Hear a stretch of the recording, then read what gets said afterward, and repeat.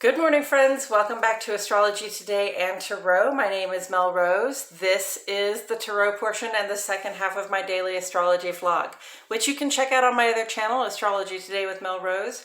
Over there, you will find a description of the day's astrology as I have spelled it out here. Here, I will discuss the tarot card that sits on the side of the page, and then I'll play another card that, in the context of today's astrology, may just give us something more to think about. So let's get into it. The card that currently sits on the side of the page is the Ten of Wands. It's a new one, friends. And it's here because it represents or corresponds in astrology with the last 10 days or the final decan, the third decan of the sun's transit here in the land of Sagittarius. Sagittarius is a fire sign, and Wands and Tarot represent fire element symbolism. And fire element symbolism is about creativity, passion, inspiration, willpower, drive, our sort of will to act, the fire that it takes to make the actions that we have, and also sometimes the pride we take looking back on what it is that we have accomplished.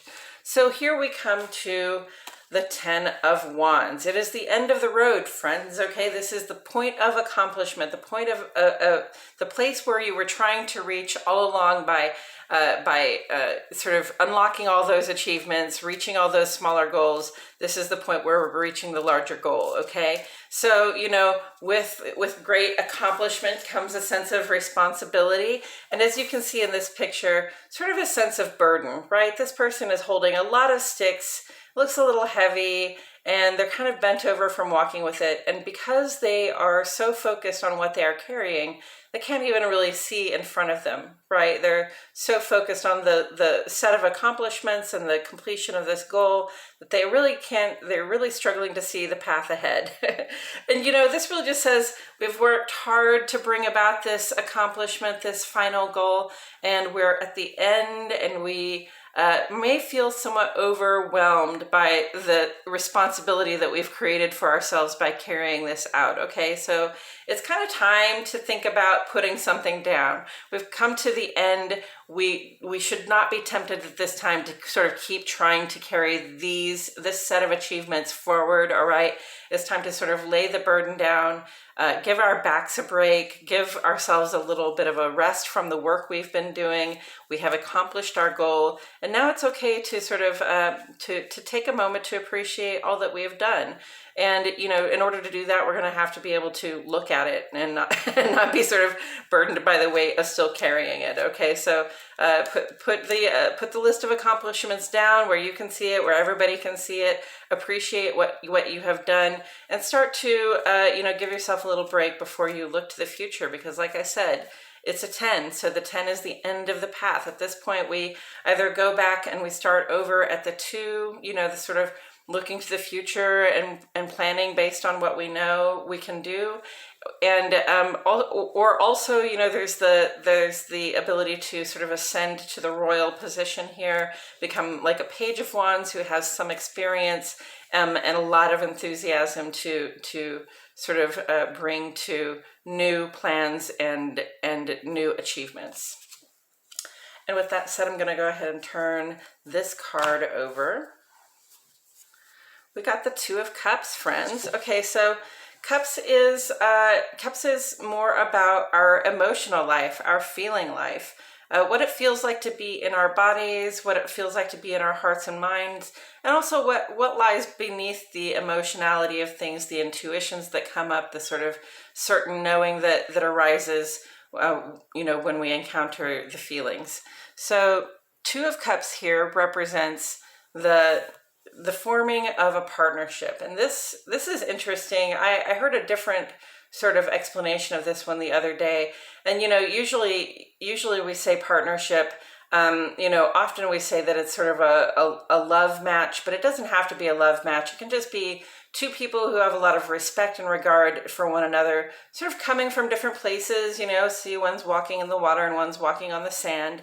And the idea is communication, cooperation, a sort of melding of the two to create something strong, okay? To create, sort of that tower in the distance that shines a light as a beacon for other people.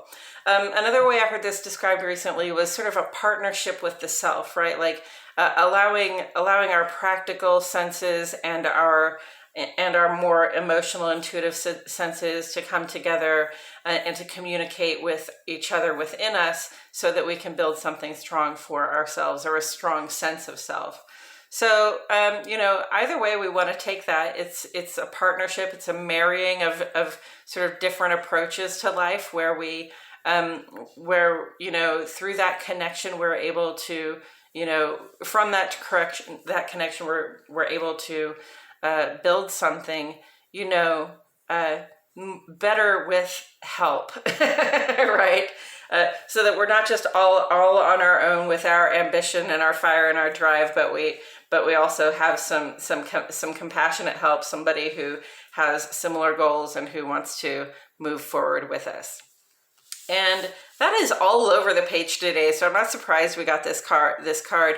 We have these three shapes on the page today. First of all, we have the sun and moon trine, and that has to do with this 3/4 lit moon, and the fact that we are approaching the third quarter moon, which is a half lit moon, which will be the time when we shift out of sort of recognizing what it is we need to let go of and actually actively letting it go. Okay, that will be the turning point for that. So right now we're in this mode of just sort of recognizing what we need to let go of, right?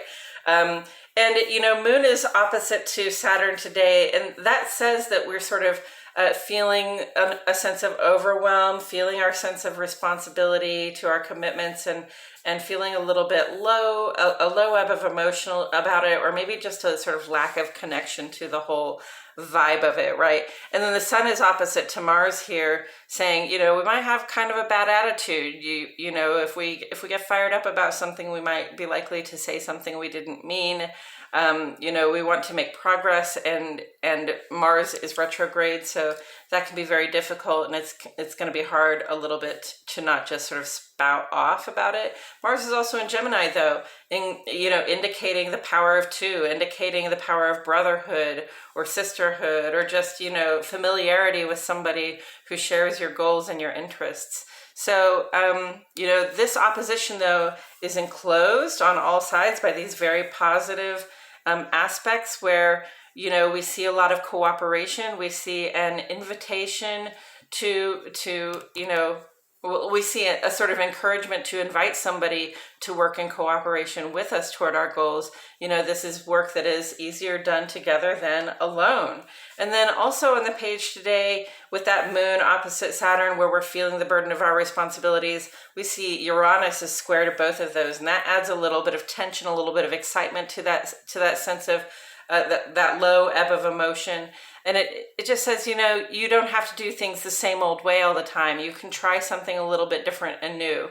You can try on a new perspective. Even if this is like collaborating with someone is not something you would normally try, it might be a good time to just like pick up a sense of new perspective and try something different from what you've normally been doing. And then the third one today is this beautiful grand trine between Sun, Moon, and Chiron. Sun and Moon here, trine, ideal personal and interpersonal functioning. We are able to get along with ourselves and others. We're able to partner up even with ourselves and others to get things done. We're working toward a goal of releasing whatever it is that no longer serves a purpose for us, so that when we get to that new moon, we'll have this nice clean slate to work with in creating our future again. So, these two are trine, and then they're both trine to Chiron, which is our wounded healer. It focuses on those wounds that sort of stay with us, that are hard for us to heal, that take time, that take a little bit of attention, they take a little bit of feeling and a little bit of work, a little bit of allowing things to unfold as well. So all three of these are trying today, saying this is an opportunity for self-healing. And again, I'm seeing that self-healing, in the context here of, not trying to do everything ourselves, but allowing somebody to work with us, allowing somebody else's input, or just allowing our own more feeling input, our ourselves to be more personally integrated, but also, just the collaboration is really key at this time. Okay, work together with other people, especially on your difficult problems. If you're having trouble putting something down, if you're having trouble seeing where you've come to a point of completion here, if you feel a burden or a weight of your responsibilities and it makes you resistant, cry out for help. Ask somebody what they think. Ask somebody if they can help you carry this burden, or at least help you put this burden down without making a terrible mess, right? So that you can move on and think about the new things that you want to achieve in life. Yesterday we had the 9 of Wands and the 2 of Wands. Now we have the 10 of Wands and the 2 of Cups, right? So it's definitely, we're going from 10 to 2. We're going for a renewal. We're going for a new journey in our lives, all right? So we're going to have to be able to let go of what we have already done, celebrate it, relax afterward, enjoy the sense of accomplishment, and also, call on collaborators and co-conspirators to help us, celebrate that completion and to make the new start. And I believe that's all I have to say about it today, friends. Thank you so much for joining me. I truly appreciate your presence here. My name is Mel Rose, and I'll see you all back here tomorrow for more Astrology Today and Tarot.